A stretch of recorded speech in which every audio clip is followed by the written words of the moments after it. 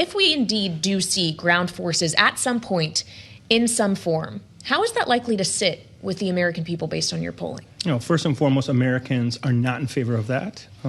In a general sense, not just specifically with Iran, but in general.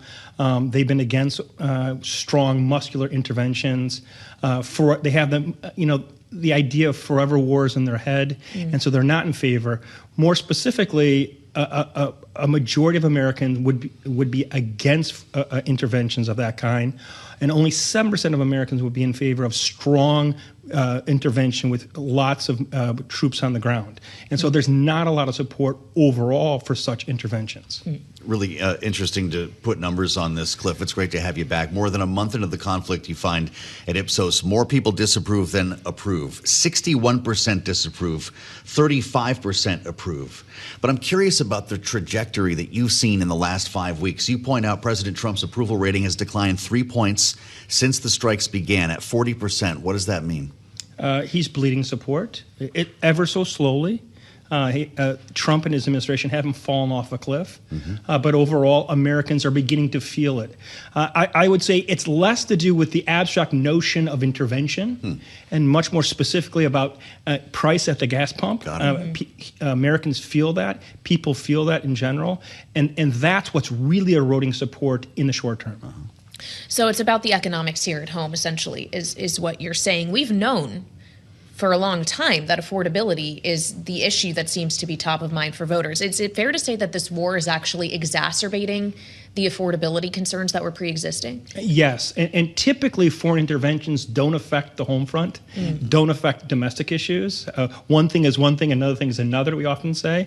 But in this specific case, obviously the price of oil is critical for everyone and for Americans' household budgets, and they're feeling it right now. And it goes against the primary issue of the midterms, which is affordability. And indeed, going into this conflict, we were saying that the Republicans are going to have a challenging year. Trump's party will have a challenging year. I think we could say even more so, given what we're seeing today. Interesting. There are 3 numbers that you put on one page that say everything you need to know, Cliff, based on your findings. Americans unclear on goals, pessimistic about gas prices and security.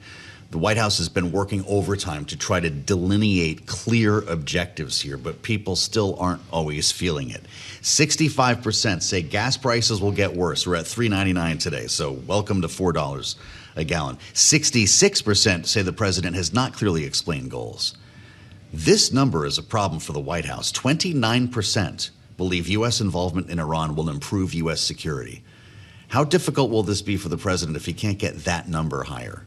That's the trifecta, that trifecta of problems. Indeed, we might be able to swallow high gas prices if we think this is making us safer, but we don't. But even then, the number one issue is affordability. That will always weigh more in people's mind than security.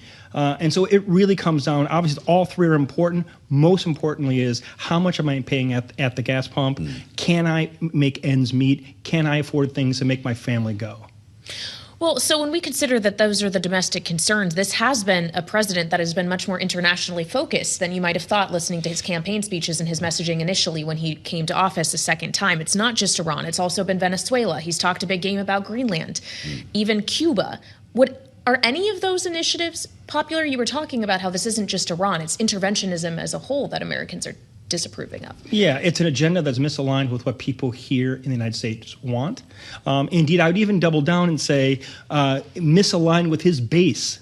The MAGA Republicans, the America First Republicans don't want forever wars, and we're beginning to see on the margins a winning away of that support.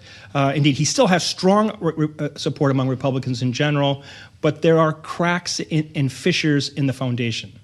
Biggest drops are on cost of living and the economy. It's almost as if we're not talking about a war. But you did ask about moral leadership in the world. What did you learn? Well, Americans are highly critical of what we're doing. Once again, going back to forever wars, there's a high level of critique of what was done. There was a desire to change things in the last few electoral cycles, to change America's position vis-a-vis the rest of the world when it comes to our military might.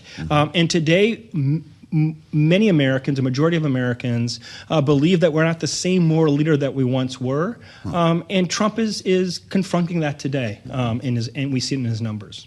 Well, and we talk about this as President Trump confronting this kind of grim reality in terms of public sentiment. But you were speaking a moment ago, Cliff, about how this was reflective of his party as a whole and Republicans who are going to have to stand for re-election in November. Looking at the midterms picture right now, how has this war changed, in your mind, the midterm outcome, or potentially exacerbated how extreme those outcomes could look like when we're talking about seats flipping? Yeah, we already thought that the Dems were most probably going to take the House. Now the question is by how much? And if this sort of scenario persists, it doesn't have to persist until Election Day, but well into this year, that difference could be large. The victory gap could be large. Indeed, we are already, not just us at Ipsos, but in general, the market of pundits and forecasters are already reassessing the Senate. I think it's in play where it wasn't maybe a few months ago, maybe 50-50. We can debate that a bit, the specific point estimate. But ultimately, the administration and the party, the Republican Party, are in a bad place today. You look at history in your research. White House typically loses seats in the midterms. Everyone knows that. And you've put a number on it. The average is a 25-seat swing. We talked to Susan DelBene last week, who chairs the DCCC. They're going after Trump plus 13 seats around the country. They think that number could be in the 30s or 40s, Cliff. And obviously, a Democrat's going to speak that way at this stage of the race. Will the price of gas determine whether that's true? Yeah, the price of gas and the sense of affordability. So it's not just gas, but that's a big driver. But how do people feel, how Americans feel in general? Are they able to make ends meet?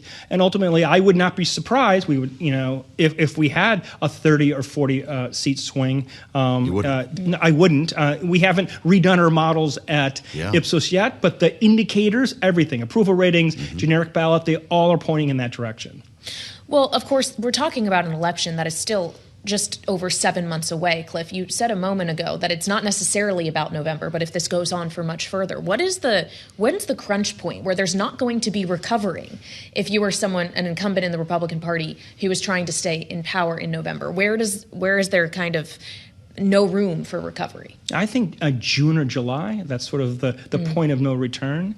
That said, it's much easier to go down in the polls and come back up. That goes to sort of approval ratings as well as the generic ballot. So anything they lose now, they might recuperate a little bit, but they won't get back to status quo ante. So overall, sort of the conditions are set. It looks like it's going to be a difficult year for Republicans. The president talks about the golden age and how this is the greatest economy in the world. It certainly was before we started striking Iran. You find out 68% of Americans do not believe the economy is booming. Only 30% believe that.